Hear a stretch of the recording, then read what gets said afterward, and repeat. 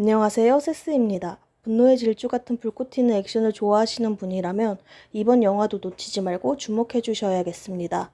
메인의 속편이 아닌 홉스앤쇼라는 또 다른 시리즈로 이어지는 이번 영화, 시작해볼까요? 모든 정보기관과 테러 조직이 노리는 바이러스를 손에 넣게 된 얼굴 천재 정보원 해티. 하지만 눈앞에 남산만한 악당이 나타나 목표물 탈환을 방해하는데요. 큰 소리를 내며 쌤 착해보지만 가볍게 모두를 제압해버립니다. 게다가 무제 손바닥인지 총알마저 가볍게 막아내네요. 캡슐을 가져갈 수 없을 것 같으니 플랜 B를 실행해야겠죠? 망설임 없이 체내로 주입시켜버리는 해티. 상여자네요. MI6인 척하면서 무전하는 겁니다. 꽤나 다른 아침을 시작하는 두 남자. 처음 시작부터 차까지 취향이 상반된 걸 잘 보여주는 장면입니다. 임무 전화를 받고 간단하게 위치만 모른 뒤 출동하네요. 둘 다 같은 넌 뭐야? 라는 물음에 궁디맴매하자 그리고 샴페인 빌런으로 탈바꿈해 제 실력을 보여줍니다. 가만히 안 둔다는 조직원들의 요란한 경고에 불지옥 앰뷸런스를 부르는 화답으로 보답해주네요. 먹이가 된 놈들을 궁지로 몰아놓고 이쪽도 같은 바이러스를 찾으며 거대 조직인 에테온의 행방을 묻는데 타투 의자에 앉으신 분은 갑자기 경찰 열혈팬이 되어버렸네요. 이제 분노의 액션을 제대로 즐겨보시죠. 딸랑구가 숙제로 그린 가계도가 썰렁합니다. 홉스는 속상해하는 딸에게 우리가 가족이라며 달달구리한 말로 달래주는데요. 치팅데이라며 팬케이크를 탑을 쌓고 탄수화물을 즐기는 홉스. 그동안 쇼는 감옥에 gathin 엄마를 찾아가는데 엄청난 포스를 자랑하며 딸과도 잘 지내라고 하시곤 순식간에 풀린 수갑을 보여주십니다. 멋져. 친한 척 오지는 CIA 요원을 전혀 모르는 척하면서 딸한테 소개를 해주는 중입니다. 진짜 자신이 온 이유로 같은 생체 무기를 보여주는데 이때 런던의 스파이 요원인 보기 드문 미인 스파이를 보고 딸랑구가 미래의 꿈을 그리는 것 같습니다. 최고의 요원을 붙여준다는 말에 흔쾌히 오케이 하네요. 그 요원은 바로 쇼였습니다. 같은 제안을 받게 된 쇼. 눈빛이 예사롭지 않은 복선이 될 것 같죠? 해티는 상관에게 마저 의심을 받네요.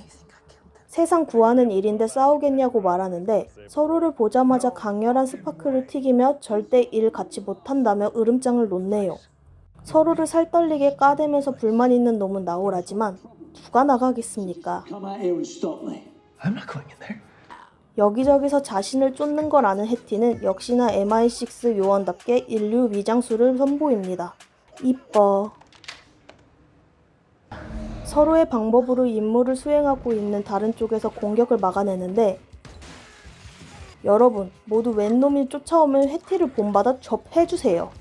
과연 홉스는 이 상황을 어떻게 빠져나갈까요? 와... 엽통... 와... 에테온에 들어가 반기계인간이 된 악당은 지난 전투의 부상을 치료하죠. 해티는 잡혀와도 요원이고 뭐고 그냥 때리고 봅니다. 다시 홉스와 붙게 되는데 이게 웬걸? 전혀 닮지 않았는데 해티가 자기 동생이라는 쇼. 홉스도 의아합니다. 자신이 바이러스라며 주사 자국을 보여주는데 창문이 산산이 부서지면서 또다시 브럭스턴이 등장하지만 미국 빡빡이와 영국 빡빡이는 기죽지 않고 태연히 악당들을 쳐부수러 갑니다. 같이 내려가자더니 엘리베이터 타고 유유히 내려가네요. 맨주먹으로 그냥 찍어내리기. 알고 보니 이 무적의 악당은 이미 쇼에게 총알로 두드려 맞았던 사람이었어요.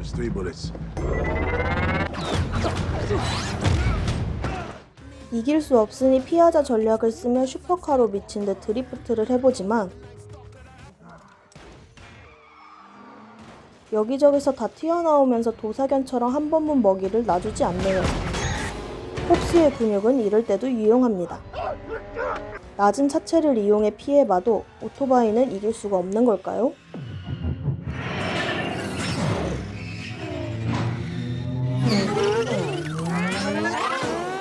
결국 혼연일체였던 오토바이에서 떨어지고 분노의 절규를 내지릅니다.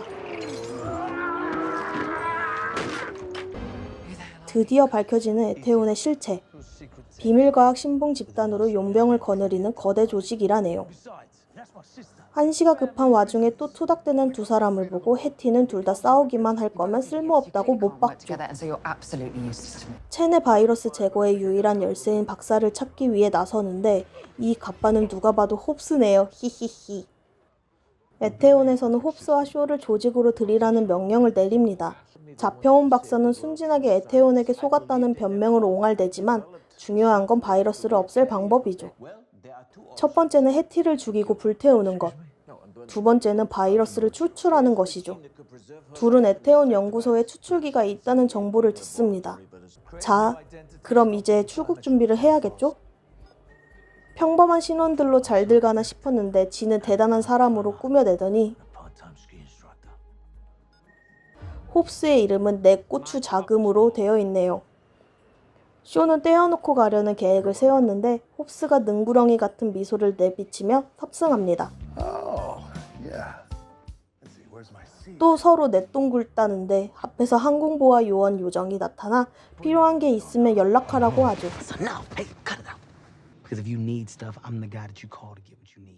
쇼가 웬 여자랑 갑자기 격정적으로 키스하는데 둘 다 안 본눈 산답니다. 우린 이미 봤으니 팔지도 못하겠네요. 해티는 연구소로 들어가기 위해 어렸을 적 놀이를 떠올리며 자신을 미끼로 사용해 침입하자고 제안하죠. 서로 다른 핏을 자랑하는 두 사람. 이후 해티의 계획은 순조롭게 실행됩니다. 추출시로 들어왔는데 침입이 쉽지 않아 보이네요. 쇼는 떼거리를, 홉스는 전봇대를 상대하게 되죠. 보기와는 다르게 약한 전봇대, 한 방에 멋지게 끝내버리는 홉스. 쇼는 사방에 주먹질을 하고 문에 접근할 수 있는 놈을 찾아야 합니다. 죄다 출입 불가네요. 다들 대구리 멀쩡하시길 빕니다. 군단이 둘을 기다리고 있네요. 추출실에서 다시 한번 난동을 피우고 박사와 함께 유유히 탈출하는 해티. 브릭스턴은 에테온으로 둘을 끌어들이기 위해 감언이설로 구슬리는데요. 저 멀리서 해티가 보이니 쇼에게 미끼 계획을 되새겨주는 홉스. 총을 쏴보지만 작동칩이 없어 나가지 않는데 이때 박사가 시원하게 불샤워를 시켜줍니다. 또다시 분노의 질주라면 생각나는 자동차 추격신이 이어지네요. 슈퍼카가 아닌 거의 살상무기를 타고 악당을 물리치는데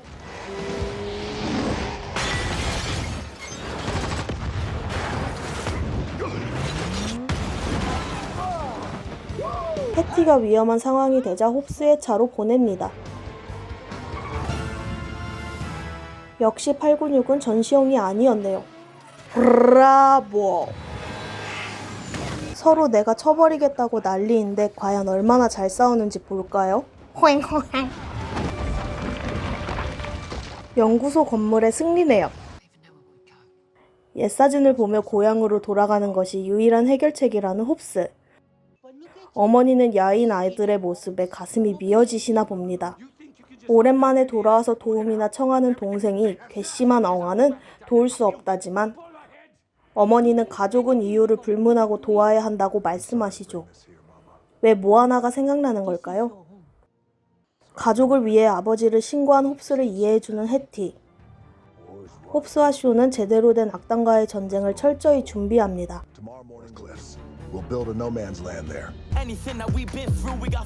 가스에 휘발유라. 한바탕 소란이 벌어지겠네요. 서로 속마음을 털어놓고 내일 살아남으면 실수를 바로잡기로 하는데 역시 분위기가 요상하더니 고칠 수 없을 줄 알았던 추출기가 작동합니다. 죽음을 앞두고 서로 마지막 사과를 건네며 내일을 준비하네요. 폭죽이 터지고 동이 틀 무렵이 되자 사모아의 전사들이 깨어납니다.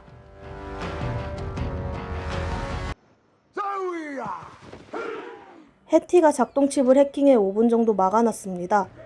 무기까지 다 꺼버리고 마지막 전쟁이 펼쳐지기 직전이네요.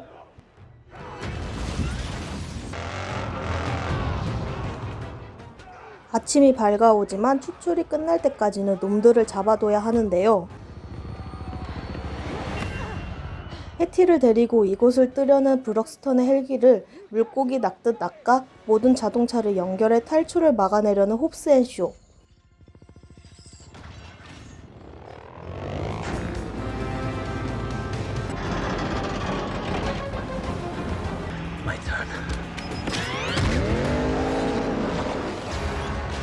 여기서도 홉스의 팔근육이 한몫합니다.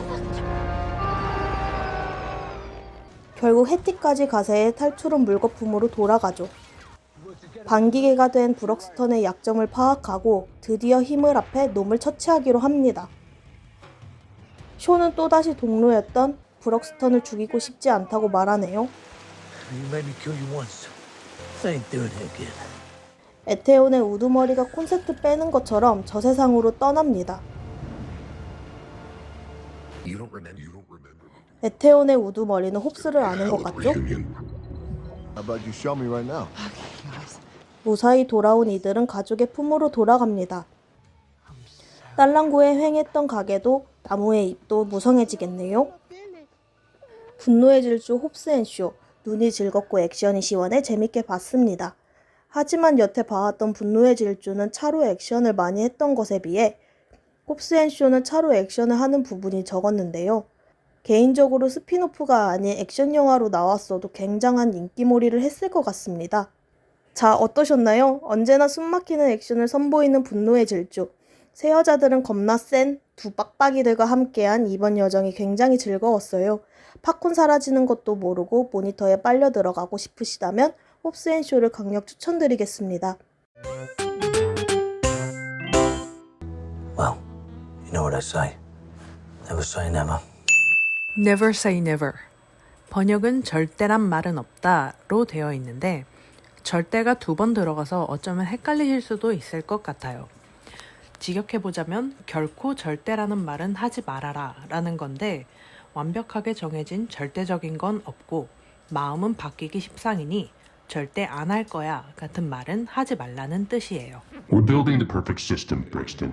Hobbs and Shaw could be considerable assets for each owner.